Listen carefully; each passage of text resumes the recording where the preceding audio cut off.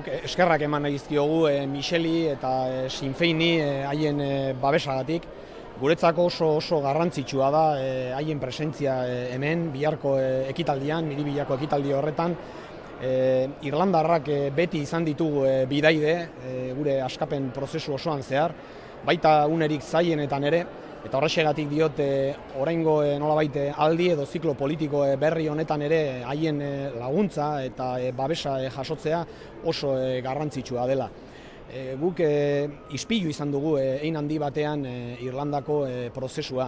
Irlandako prozesuak frogatzen duelako edo erakusten duelako bakeak, etsai handiak izanagatik posible dela, eta bakea guztientzako ere onuragarria dela. Gauza gehiago ere erakutsi dizkigu prozesu horrek, Irlandako prozesuak, eta da zeinen garrantzitsua den bakea osoa izango bada eta egonkortuko bada preso politikoak kalera ateratzea.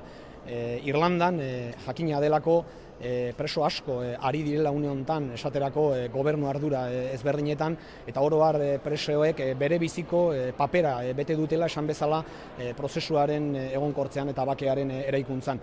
Azken gauza bat ere esan nahiko nuke, Irlandako prozesua ere eredua guretzako arrazoi bategatik, eta da frogatzen duelako estrategia aldaketak bultzada handia eman diezaiokela askapen prozesuari.